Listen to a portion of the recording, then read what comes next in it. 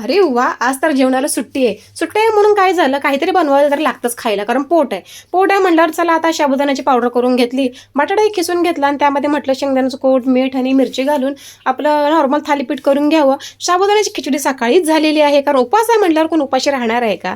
आणि फ्रुट्स खायचे म्हटलं तर किती खाणार? कितीही फ्रुट्स खाल्ले तरी भूक ही लागतेच. त्यामुळे पोटाला विसावं म्हणून चला पटकन काहीतरी बनवून घेते. हे बनवून घेतल्यानंतर तुम्हाला सांगते, काही थालीपीठं पोरांनीच संपवली.